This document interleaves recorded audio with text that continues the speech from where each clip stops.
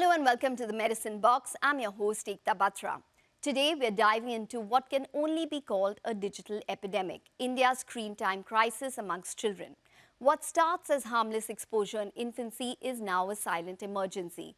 Babies under the age of 2 are spending 1.2 hours a day on screens despite the WHO recommendations of none.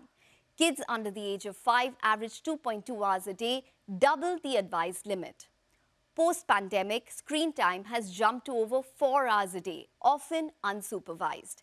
And it doesn't end there. 42% of kids under the age of 12 spend 2 to 4 hours daily, while teens can hit up to 10 hours a day. A local circle survey shows 60% of kids aged 9 to 17 spend over 3 hours daily on social media or gaming. Nearly 60% of kids aged 5 to 16 show signs of digital addiction. What's driving this? A changing lifestyle, nuclear families, fewer social interactions, and a growing reliance on screens as digital babysitters. Physical activity has plunged. Indian kids average just 86 minutes a week against the WHO's 420-minute recommendation. Outdoor play is 50% lower compared to previous generations.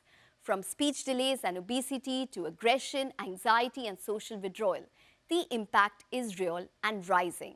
So how much is too much? And how do we raise children in a digital world without risking their well-being? Joining us today, Dr. Nihar Parekh, Pediatrician, and Dr. Kamna Chhibber, Head of Mental Health at Fortis Healthcare. Welcome, doctors, to the show. Dr. Parekh, I'll start with you. You're seeing children every day. What are the red flags which have come up when it comes to screen time exposure, say when you compare it to, say, 5 to 10 years ago? So 5 to 10 years ago, we never had that kind of addiction levels that without a particular screen, a child wouldn't do something. Screen was never a part of a day-to-day activity schedule in such a way that without that, the schedule would not exist. Now today for a parent, when there is, or a child above a certain age, a screen has become a go-to. It's the first thing that they ask for when they come from school. They wouldn't now, they don't eat without it. They won't sit without it. Before sleeping, before any activity, it's a sort of what we call as the only form of gratification that they're now getting. And that addiction is the scary part, where they've stopped enjoying anything and everything else. And that's what's happening now. Okay. Well, Dr. Chhibber, just wanted to narrow down on the part with regards to content as well. Because it's not just the screen, it is the content which has changed as well. There are images which change every 5 seconds, there are louder noises, it's more dopamine driven. So tell us about how exactly content is driving addiction amongst children. See, the biggest thing is that the content is being created in a way that it really grabs the attention of the children and the adolescents. And the kind of content that is put out there often is on topics that would be exciting for the mind of the child. What also ends up happening is that because sometimes monitoring may not be available, children may end up watching content which may not be necessarily age appropriate.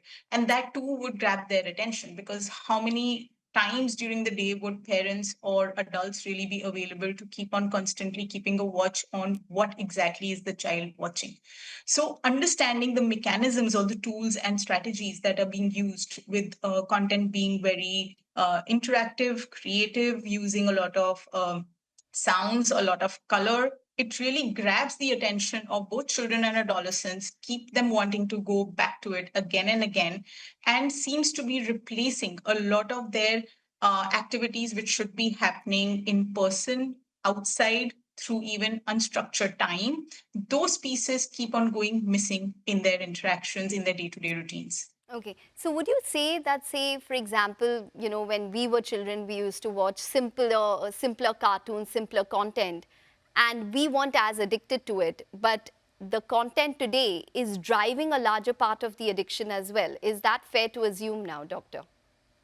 One part is the complexity and the way it is created, which is grabbing the attention. But the other part also is its availability. the continuity of the availability, which was something which would have been missing for generations, the previous generations. So 20 years ago, even about 10, 15 years ago, content would not keep rolling from one thing to the other.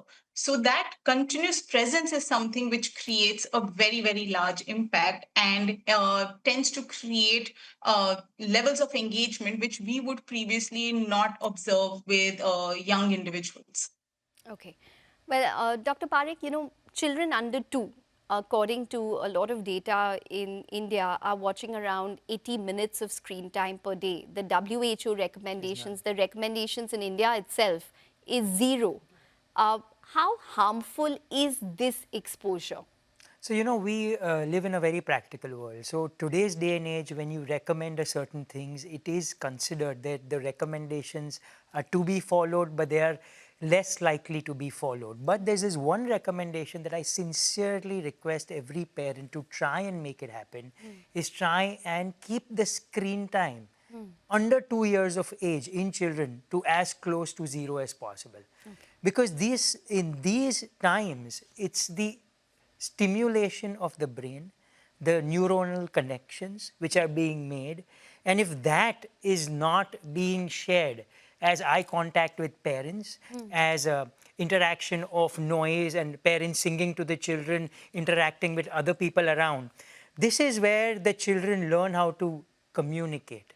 And that is what is lacking. And research also shows that screen time under 2 years of age, if given not only skills of communication, we have digital autism in which they don't speak when expected. They are normal, but they don't because they've never learned to speak and they're never been communicated with. And number 3, because they're listening to only that voice, the recognition of the parents and other people around, also they're not empathetic as they grow. And they're more prone to have other addictions if screen time is shown within the first 2 years as they grow on later. So there are a lot of strict no's for screen time under 2 years of age. Okay. But what are you seeing in your practice? They all do it. So it is, what we can do is, rather than saying no, is explain them what all can go wrong. If they do it now, it's not harmless. And number 2, try and ask them to bring it down to as less as possible, number 1. Number 2, no small screens, because those are way more addicting than bigger screens. Number 3, we want interactions. Only interactions with parents, people, those are as stimulating as they can get. It is very difficult for any parent in a micro-nuclear family to not have screen. They have a gazillion errands to run in a day. They have their child not eating. They want to finish the meal quickly. They want the child to sit at one place so they can do other things. So yes, these are some pros, but again, we beg all our parents not under 2 years of age. Yeah. Well, Dr. Chhibber, under 2 years of age, a video call is okay. Anyway, they won't understand something if I give the screen for 5 minutes, if I show the cartoon for 5 minutes, they're not going to understand anything. They're just under 2 and I'll stop it soon. Is that much okay? What would you recommend when it comes to that much of screen exposure? Or is it a complete no-no to even say video calls under 2? And what is the developmental impact, according to you, of kids who are shown the screen under the age of 2? The problems are many when you're looking at children, young children getting exposed to media content continuously on screens. Developmentally speaking, we're looking at impact on the ability to form language, to be able to communicate, to build basic aspects like even have the right kind of eye contact. Over the years, children who are exposed to a lot of screen also show challenges in being able to maintain attention, concentration, their ability to focus.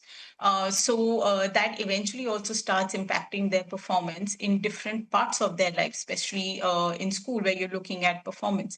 What also is happening is that when children are getting exposed to so much screen at such a young age, we are not understanding that their ability to understand what is the emotion and emotional expressions, those pieces also do not develop adequately. So as a result, the impact from a developmental standpoint ends up being manifold. It is going to impact the emotional aspect of development. It would impact language acquisition. It is going to impact their ability to form connections.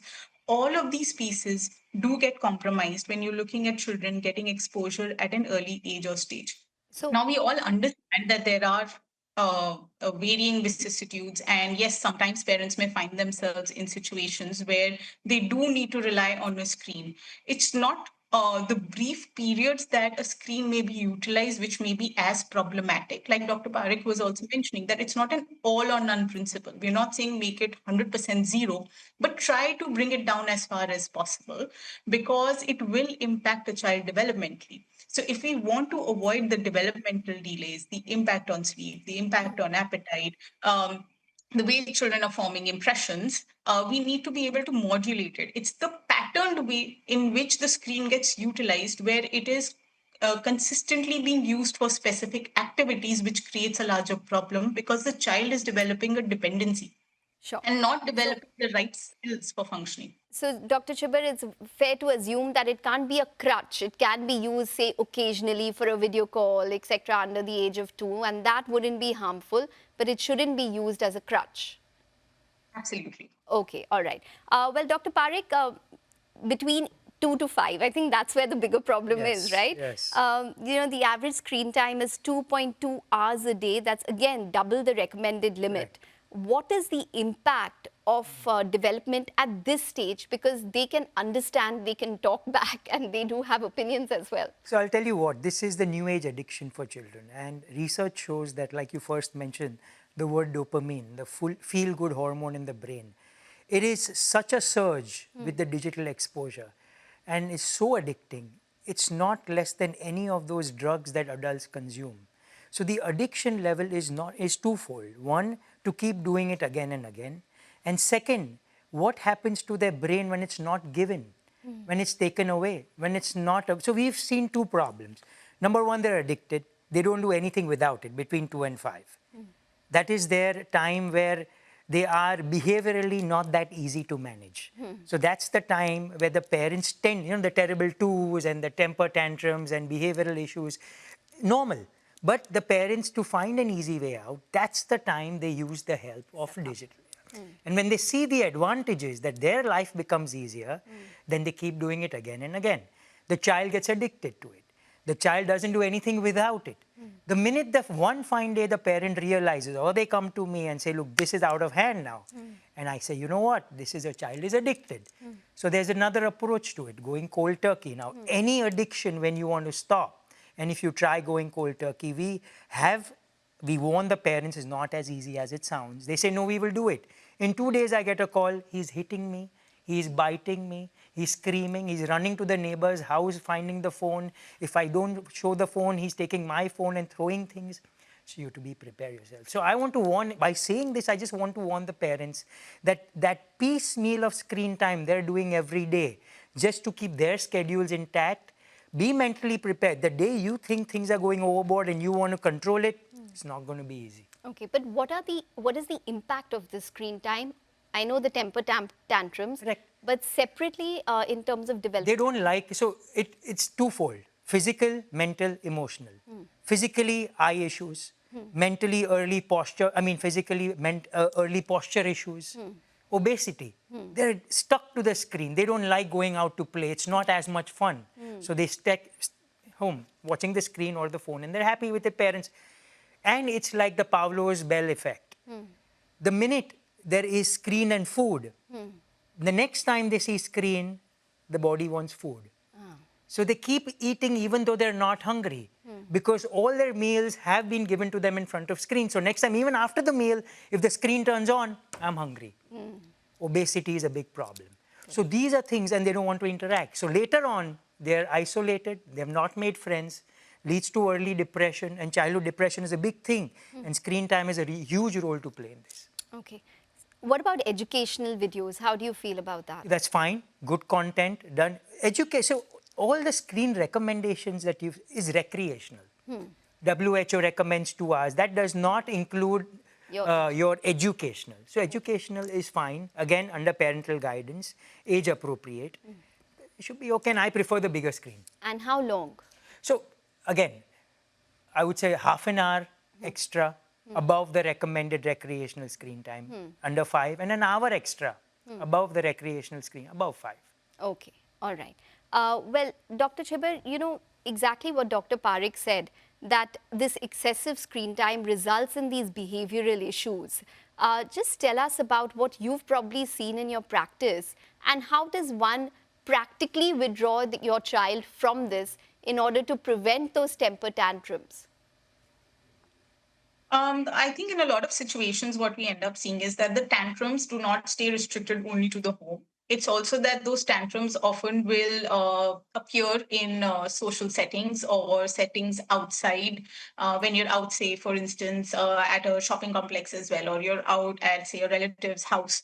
The understanding of those social behaviors or socially appropriate behaviors also keeps on getting compromised, and parents tend to find themselves in a very difficult situation where they feel this sense of embarrassment, and often later on it starts getting accompanied with an emotional experience of even shame at times, that okay, why is my child responding in this way? There may be other children who are behaving differently and who are not reacting in the same way.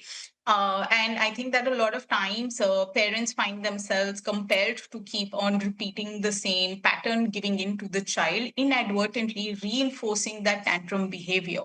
So, what becomes extremely crucial, I feel, is that one, of course, prevention is the best policy. If you can ensure that right from an early stage, you do not give into the screens as often or for as longer duration, that would be ideal. But if you have found yourself in a situation where screens have become a part of the child's routines, they are used for specific activities. If you're looking to withdraw them, you can't make it from 100 to 0. You will have to do it sequentially. You will need to reduce the duration. You will need to focus on one type of activity first. And what will happen is that the child will resist. They will also keep on testing your boundaries. We need to understand that that is a developmentally appropriate way of responding from the child side as well, that they will keep on testing your boundaries to see how much they can do and how much they can get away with in a situation. So when they're doing that, you have to be firm enough to be able to wait patiently and still tolerate the tantrum of the child so that it gets shaped over a period of time.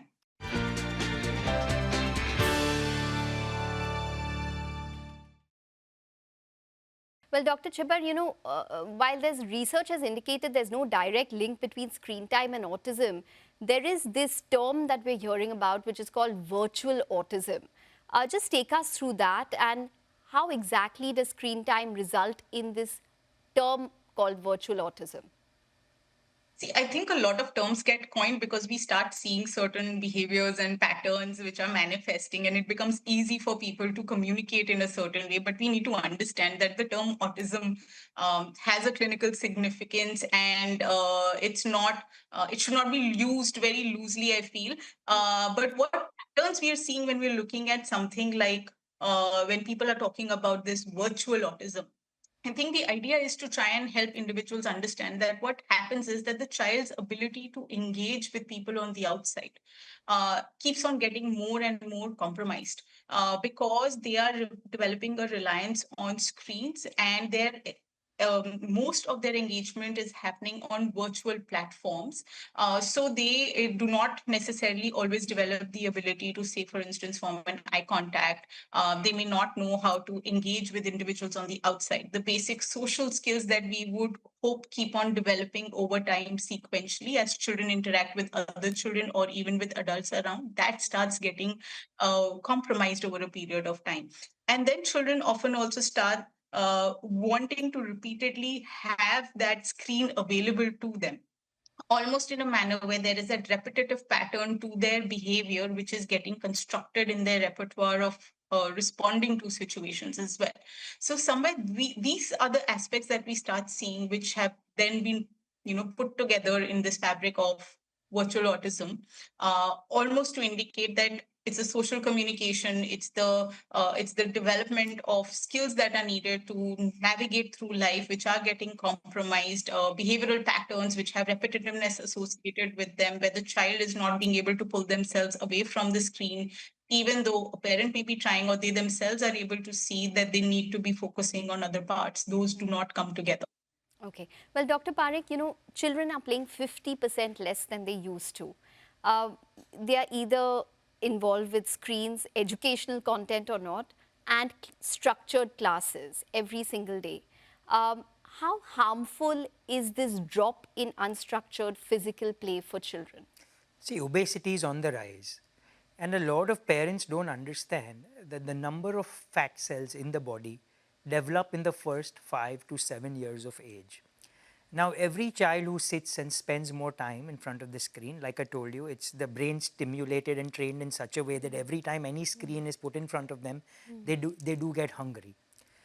Parents forget that even though their child under 5 and 7 looks thin, lean, but the more unhealthy food and the calories they consume, the number of fat cells are increasing.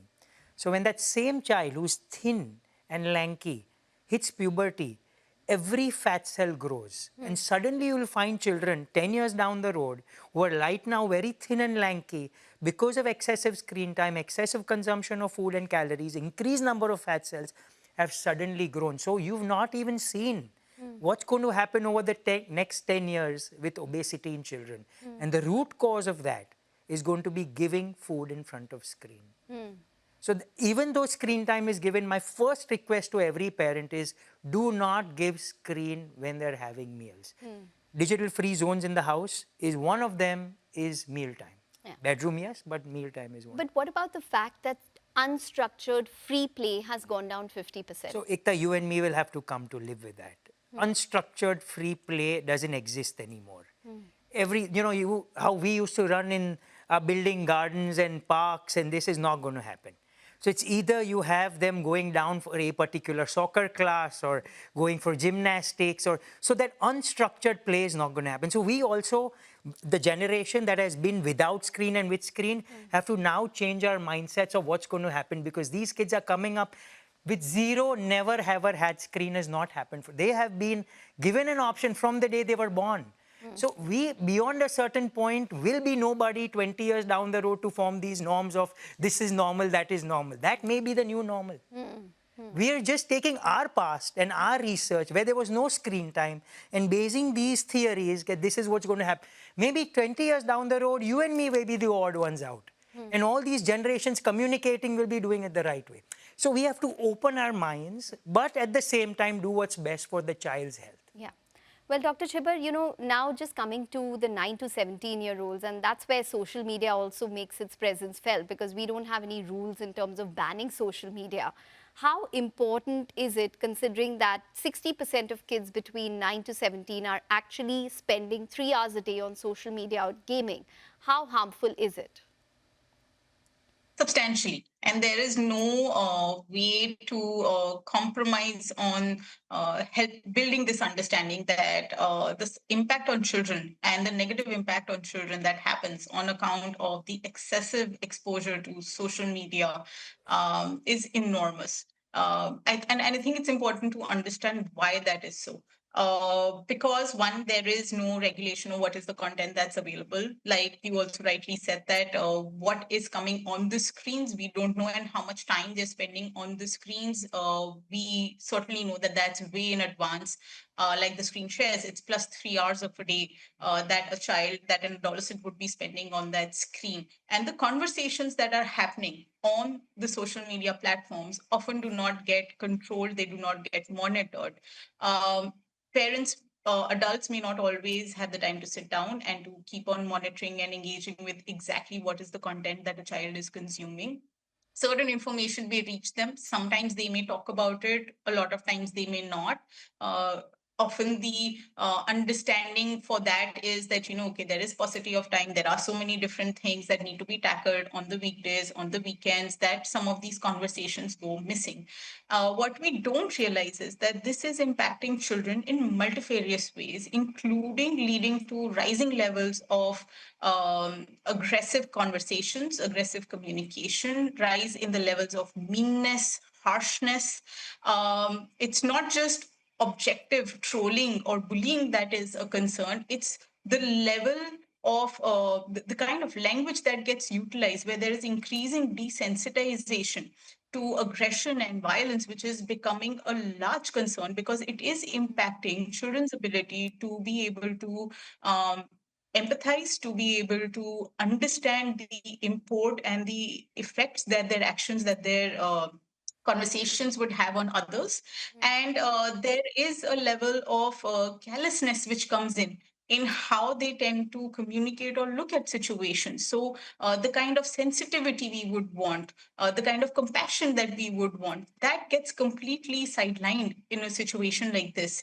And of course, it affects their sense of self, their self esteem, their body image, their feelings of worth. It takes away from a lot of times the sense of positivity that children may have, because the content they're consuming does not often get monitored, and they may be interpreting it without fully understanding Yeah. why was the media message constructed, who constructed it, could there be another way to look at it. And you cannot monitor everything, and a child may not always come and ask you about everything, which is the challenge, which is largely there in front of all of us. Okay, Dr. Parekh, what is the harmful impact of social media on children?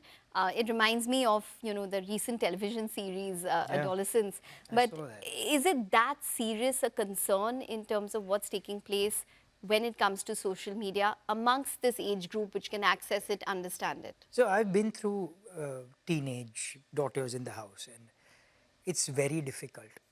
It's very difficult for them. It's very difficult for us. I mean, the big tech plays a major role in their life. Their entire universe is about this.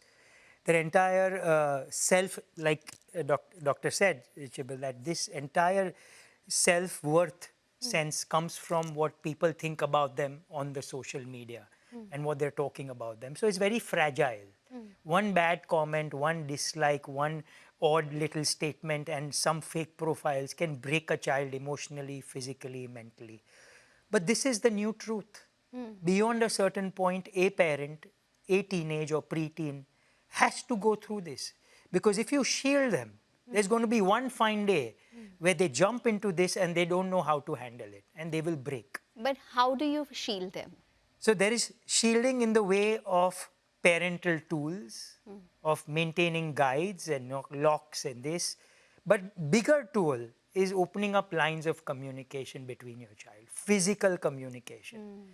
Befriend them, don't degrudge or push them away from social media because they are going to be on it no matter what. Tell them, look, you're on it, you're on this, you're gaming, you're chatting with people. But I want you to tell me, even in the middle of the night, if there's come knock on my door and I will listen to you.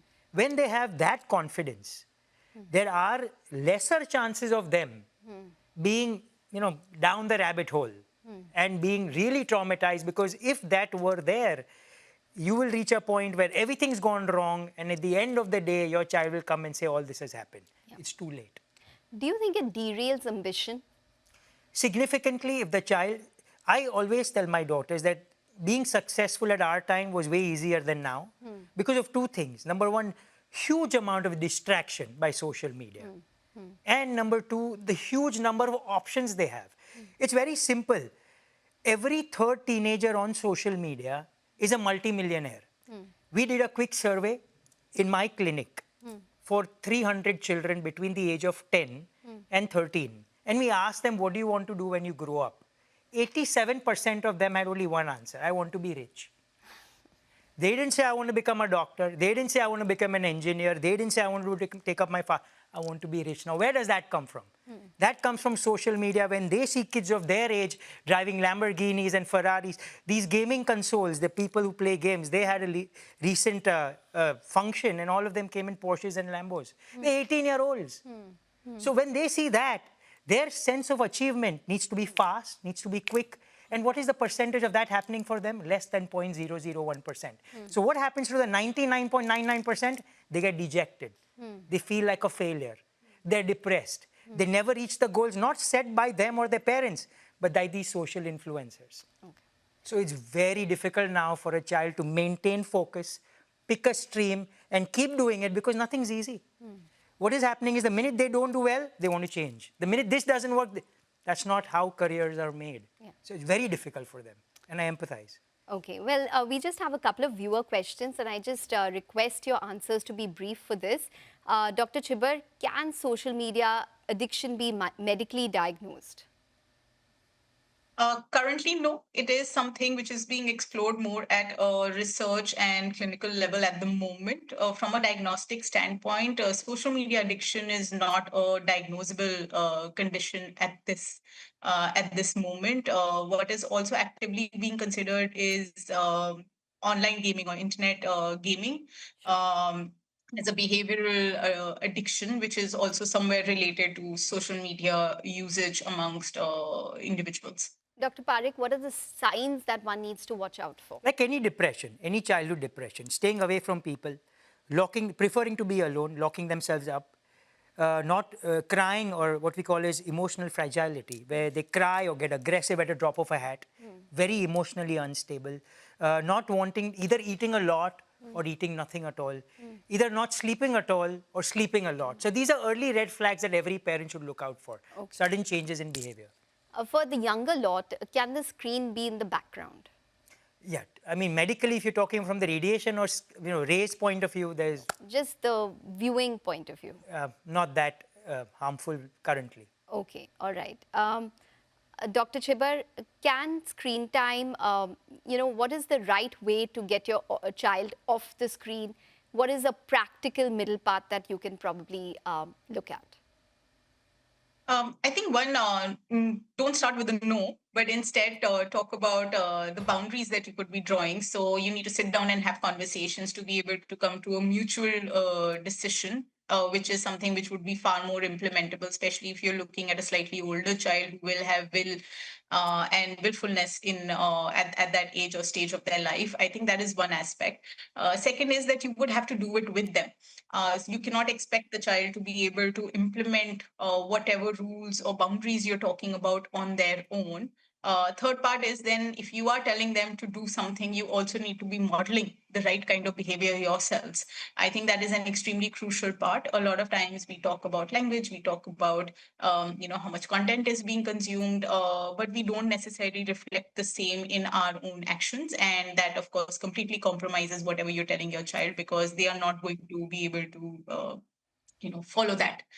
So I think even if we can just look at these three pieces, it would make a huge difference. And I think slowly, steadily, one behavior or one aspect at a time, if you address an issue, it is far more easy to resolve instead of saying a blanket, no more phones or no more devices. That would not necessarily work. Dr. Parekh, last question for the show. Is social media an addiction that you would possibly compare to, say, sugar, drugs, etc.? Or not even social media, screens? It is. I would say as much as drugs. It has the same effect on the brain that any feel-good drug does. Sugar is not that bad, but screen and drugs, yes, it is as addicting. And why just the children? We can hardly keep our fingers away from the phone. So you can imagine the impact on them. And we are very aware of where we are and what we're supposed to do, what we're not. I see couples having dinner one-on-one and both are on their phones. So it's a global epidemic across ages. Yes. Well, Dr. Chhibber as well as Dr. Parekh, thank you very much for joining in and speaking with us on the Medicine Box on a topic which is extremely pertinent and only growing in terms of concern. Thanks very much. Thank you.